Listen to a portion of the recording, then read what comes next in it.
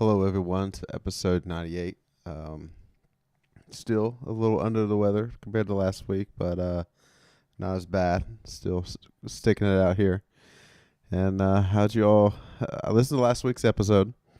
Feel like you all did pretty good, but I don't feel like you was hard enough on Bungie on a couple of things. But oh, I mean, let's just give it a grade. I mean, let's just jump right in there. 1 to 100. 1 to 100. Oh, it's. I mean, you all did like a 77. For like get it together and putting it out there, you know. Hey, listen. Whenever we give you guys weekly content, they can't all be absolute bangers. You know. Yeah. Sometimes we gotta grind them out. Yeah. I'm just saying I went 100%. So yeah, I know, but I needed you to come 150 to match my 150 so we could get to our 300. But nope. I don't get more than that. 100 is it. Jared, what did you think we didn't go hard enough on? How Bungie just giving out these web border weapons for free. And that's bullshit that you don't have to actually play the game to get the loot that you want. I mean, you still have to play it to get the weapons. Yeah, you can play the last 4 weeks of the year to get all the weapons. That's bullshit. I don't know, man. I think you got to play a lot more than that. How many people are coming back 4 weeks before an expansion that are going to do it? Or and even you know how much of a grind they have to do to get the material? Yeah. Like, yeah. I'll talk about it more in my dislike for today. But holy moly. There's a reason why I haven't finished the Leviathan weapons. Usually I'm the one that's hard on Bungie. You guys are the shields. What's going on? I don't like them giving stuff away to people I've grinded for. So it's all right for you to have it, but other people can't have it. Yeah, because I put the time in. You don't put the time in, you don't deserve it.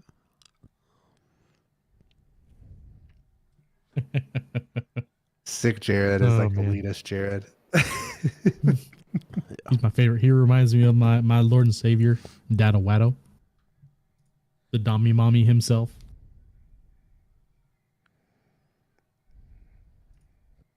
All right, let me post some links and then we'll... Already started. I wish that we were able to... I somehow apparently set up a... Last week I was noticed like if you went to our page, or I guess it would be, it said that like I had set up a time for something to start last week. Mm-hmm. So I don't know what I did or how I did that. So interesting.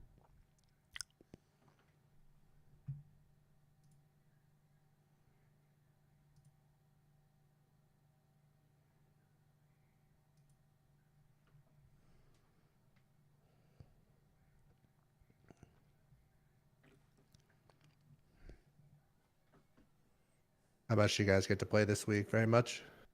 Yeah, last 2 nights I played some. Me and Zen, 2-man done Aspire last night, and that was his first time. So who? I missed Zen. I didn't know he was back in the game. Yeah. He was around for Atrax last week too. Yeah, him and Shifty. Yep. Shifty was grinding that out, and I'm like, well, okay. Yeah, I got Heritage Successions done and working on leveling them up. How fast were those dropping? The red borders or whatever? I think it was pretty efficient. I like after the buff, I was sitting at 2 apiece, and then I went in and I got it done in probably 30 to 40 minutes of Atrax. Okay. Nice. Wow. And it's just the same strat where you cheese, wait up top, and just go to town with Thunder Crashes?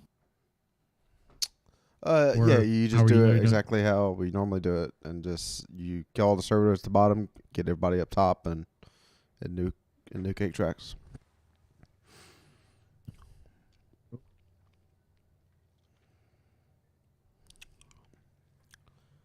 think I got two posterities done, so I got 3 more of those.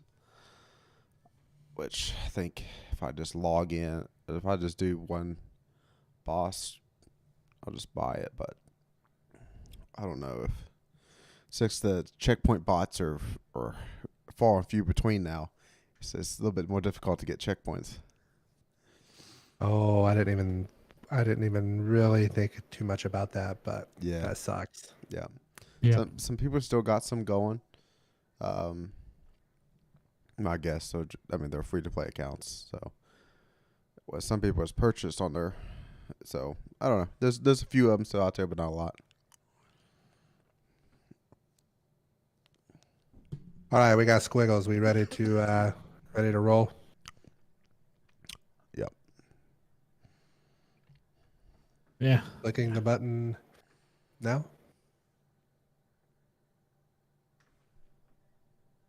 Eyes up, Guardians. We are live for episode 98 of the Conqueror's Corner podcast. Today is February the 2nd, 2023. I'm the Destiny bad boy, NotRyanFox, here with my fire team, who all of you CCBs know by now. Jared. Hey everyone, back this week. Voice is probably still sounding a little bit different, but feeling better. And I'm here back, grinding some stuff out. Iron Banner. A little bit there, and then 8 tracks last week still, even though I was slow when it comes to being sick, but I got it done. And the chronicler himself, Chadocero. We got a good lore drop, which is I'm super lucky because there was nothing left in the season. So getting that collector's edition lore up and running, I think it was like yesterday or the day before where people started getting their collector's editions and posting them up. Will give us some content to talk about later. And as a reminder, if you're watching us on YouTube, don't forget that you can take us on the road via Spotify, iTunes, and other podcast services. Make sure you subscribe, unsubscribe, resubscribe, click the bell, turn on notifications, yada, yada, yada. Follow us on Twitter at DestinyCCPod. Send us a bunch of friend requests so we can grind 8 tracks out together. I would be remiss if I didn't mention that the TWAB was written by Bruno this week, but, you know, here in these parts, as a father of 2, we don't talk about Bruno. But before we get to that, let's get to our intro music from everybody's favorite Link, who you can find on Twitter at LinkOfTimeG.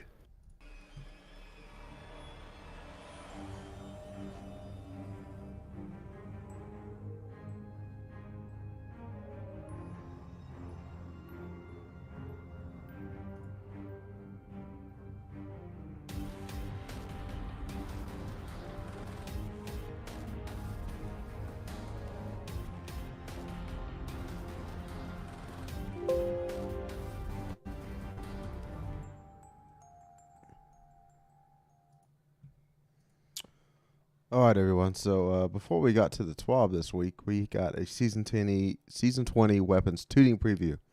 So basically, what we're doing here is Bungie's kind of telling us about the weapons that's going to be getting buffs and the weapons that's getting nerfs going into Lightfall, and what weapons you need to get going into the day one of going through the campaign, and if you're doing the raid, what to get there. So first up, on console, whenever your reticle is over an enemy, it turns red, and that hasn't been on PC. So I don't know if we remember back to those days. I used to remember that, but now it's coming over to PC, and you'll be able to put that on if you want. Linear fusion rifles have been the top meta for DPS for like 8 or 9 months. It feels like. So they're getting a forever. Yeah. They're getting a 15% reduction in damage, like across the board, to basically everything except for red bars. Sleeper Simulate and Queensbreaker is not getting this 15% reduction, and this does include Arbalest and Lawrence Tribal. Machine guns, it's kind of been lacking a bunch, trying to bring them up to speed. So that maybe this is going to do the trick. So basically, all machine guns are getting a 10% damage buff except for Xenophage, and increase to ammo reserves at 50% for 0 inventory stat and 20% at the 100 inventory stat. Now, this inventory stat we are unable to see. This is something hidden in the back end of the game. So depending on your machine gun, it's going to either going to get, I probably say an average of 30% reserves. So more ammo, so that's good. Except for Xeno. Some reason they just chose that Xeno is good enough the way it is, and it's not getting touched. All right, next up is heavy grenade launchers. They've kind of been nerfed for a long time, ever since like Season of Opulence, I think. It was the last time that they was really good. So they're getting 20% bonus damage to champions and bosses and mini bosses and vehicles, and then 40% to miners. They're improving the way the projectile goes across the area and impacts the target. Should be easier to hit a target, and they're increasing the blast radius by a meter. Parasite is not getting any of these buffs. So That's unfortunate. Yeah, so like that's probably what you'll be looking at here for Lightfall meta DPS wise. So eventually we're going to get to a machine gun that they're bringing in Lightfall, but I think a combination of grenade launcher swapping with like an Izzy or Wither Horde back to a heavy grenade launcher can be a really high DPS strategy going into Lightfall. So Wendigo Adept is going to be the last week of season 19, dropping in Grandmasters. So I'm probably trying to put a few in then. And next season it should be back around again, with the addition of the Adept currency that's coming to the Nightfalls. It's always, I think that's what I'm going to do. The plan is like have like stack it up 10 next season, and like weeks that it's like the hardest GM, and I want the weapon, but I don't want to grind it. Like keeping that in the pocket for a week like that. So, Right. Shotgun reticles. I think I mentioned just like playing the game with Fox and Chad, and I was like, the current theory is that spread angles of the pellet shot hadn't had time to be tuned in for like smooth bore and full choke. So those are actually in there now, and the spread angle of the shotgun reticle changes along with the barrel perks. And then kinetic weapons are getting a buff across the board. Primaries are going to do an extra 5% damage. So right now they have a 5% damage multiplier, and then they're going to 10%. And then special is going from 5% to 15% extra damage. So again, like with a Horde and Izzy, as a swapping out for a heavy shot is going to be really good again. So Fox, would you take us through some of the straight up exotic changes? Yeah. So they mentioned there were several of these that I thought were very, very interesting. Queen Breaker shot will chain to nearby enemies using the 3.0 arc blind. That arc, you can do some pretty fun stuff with a Warlock arc build, and I think that'll play pretty nice with it. Ruinous Effigy, which was a pretty sweet gun whenever it came out. I guess that'd be about 2 years ago, right? When that one came, and yeah. Hard to believe, right? And I know Chad got pretty good with it. He ran it a lot, and now whenever the spear comes and you slam the spear, it's not going to suppress from there. So that could be very interesting in certain parts, especially if you're in an area with like, I was thinking like hive areas where you have like a lot of thrall, a lot of areas stuff. You can build a spear and then have knights or wizards or something like that. You'd be able to suppress them with a slam. So kind of like some high density stuff. I thought that could be pretty cool. Leviathan's Breath, not one of my favorite weapons, but I think I'm the only one that doesn't really like this weapon a whole lot. It now applies volatile on perfect draw impact, increased the damage from 396 to 442, and this allows it to once again one hit kill all supers in PvP, which does seem fair as it is a heavy weapon. You know, if you with that, it should kill a super, in my opinion, and increase damage versus champions by 30%. So this is probably going to be a pretty viable option if I had to guess. They next they mentioned about how I'm sorry, does somebody have something?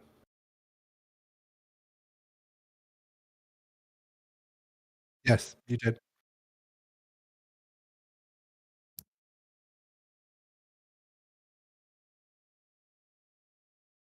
Getting used to And that perfect draw is going to be a little bit tough because the draw is so long. But you know, you'll get it. You'll get used to it if what's you go through it with like a lost sector with it. what's the and what is it? Strongholds or something? Does that work with it? No, Oathkeeper for hunters Oathkeeper. is the That's one that what it lets you is. Yeah, hold yeah, it. Yeah. Hmm. yeah. So might be something to think about. So 1,000 voices still probably to me 1,000 voices is the Gallahorn of this game. Uh, like it was just so exciting to get whenever it came out. But now it is going to add 10 plus 5 Ember of Ashes, like stacks on that with each explosion. Sunshot, which was super popular already with that build, the explosion 10 plus 5 scorch stacks with it. Polaris Lance, the perfect fifth shot, which I think is just stupidly difficult. Like that catalyst is a nightmare. I never did complete it. It's going to increase the stacks with it as well. Two-tailed fox was one that was interesting. It shoots a solar and a void rocket. So um, solar rocket now applies 60 plus 30 scorch stacks instead of burn. The void rocket already applies suppress, and the catalyst completes the trifecta. So I can. Do you think that'll be something that becomes somewhat meta, or is it going to be niche, or is it still not going to be enough to make you guys If pull that out? if it adds an extra rocket to the shot, and it just doesn't like take the damage it is now and just trade it out between the three rockets, I think it can be the rocket for the heavy slot. Yeah, there was Yeah, there was one definitely. It's season going to be that was interesting. pretty popular, if I recall. Maybe like Yeah. right after, maybe like a season or two after it came out, there Mhm. was. Hmm. Yeah, Problem like is you can't absolutely demolish the cabal on the elevator with it because you blow yourself up.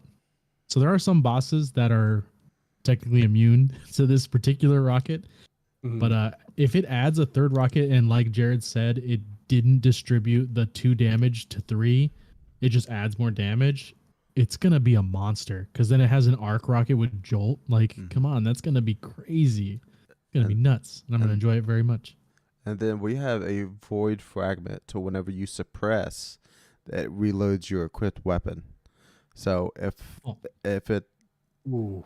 yeah, so I think it has a lot of potential there with that. Yeah, that's very interesting. This is my favorite one out of all these, I think. Prometheus Lens adds the incandescent perk to the catalyst. Prometheus Lens is far and away my favorite outside of Divinity, obviously. With the trace rifles, this one is an absolute melter. Like in PvE content and anything that's not GMs, basically, you can use Mhm. this and just absolutely waylaced with the way it currently is. Uh, this is my wife's most used gun whenever she was playing like a couple years ago. Like for whatever reason, she really liked this gun and used it quite a bit. And who can forget laser tag weekend and trials back in the day? So, Grand Overture, switch the catalyst to use Arc Blind. I've seen some pretty interesting Grand Overture stuff on a Reddit post I was looking at today, where people were using it to really mow through A tracks, kind of meta wise, and the way they were getting those to stack up there. Manicore Reticle will now show anti-grav stacks. That gun felt really gimmicky to me. I didn't really use it a whole lot, so I don't have a whole lot of thoughts either way as far with the Manticore personally. Yeah, I do like it. I haven't finished the catalyst yet. I'm gonna try it. It's probably like one of the last things we're gonna check off at the end of the season. That extra visual not on the bottom left of your screen, but right up there at the reticle is, I think it's gonna be really nice. I definitely I did the catalyst and then deleted the gun for vault space. And that was it. Like that was early into the season when I got the catalyst, and then I just went into Shirochi and did it, and then bloop, it was gone. Like Yeah. I got a lot of play with it in that Shirochi room, and I'm like, this is cool, but I'm not about it. So yeah, I mean, it's a Viced SMG, so it feels nice. It's a good gun, but you know, the floating in the air and stuff, and it was meh. It wasn't my style. With the AE changes now in Crucible, it's just even a little bit more accurate in the air now. So you can't get the surprise on people if you jump around at like a top of a corner, shoot down at people. People are not quite looking for it yet, but I feel like they're going to adapt to the AE changes pretty quick.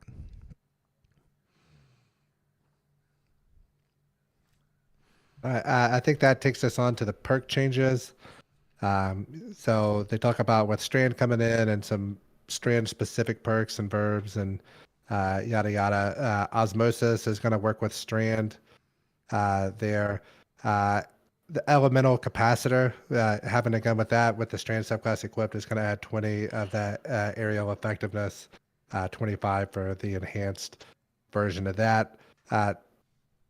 Jared, how do you feel? Do you have very many weapons with elemental capacitor just stashed away, or Yeah, I do have are a you couple. gonna have to regrind those I out? think I do have an old True Prophecy with elemental capacitor that I've kept, and a Mhm. couple other ones. This is a good change. I'm glad that they're like on board, like already getting those into the game, not like a season late or two, like after the subclass comes Right. out. Yep. That's going to make it a lot nicer for that week one kind of play and be able to kind of build into the subclass a little bit while you're unlocking parts of the subclass. I really like this part here. Rewind rounds will be on other weapons beside the Vault of Glass. Currently, rewind rounds is a Vault of Glass weapon set specific perk. So I try to think what's the the sniper is really nice with it. The hand cannon can roll it as well. I don't have any, and the machine gun, the heavy machine gun can also roll it. But I don't think the other ones can. But I could definitely be wrong about that. Here, Eager Edge. If I don't know if you guys, I know that we have a meltdown every week in the Destiny community about one thing or another, but this was the meltdown about 12 or 13 weeks ago. The Eager Edge changes because, skill gap and movement and skill and blah, blah, blah. And then they moved on to something else the next week. However, Eager Edge is no longer going to deactivate when moving faster. Then I lost my place. Eager Edge no longer was going to deactivate when you're moving past a certain speed. It's going to deactivate correctly after a single melee swing. Reduce the base lunge buff from 2 to 1.8. Reduce the airborne lunge distance penalty from 25 to 20%. And the enhanced perk now increases lunge distance slightly back up to 2. I don't know. I hate Eager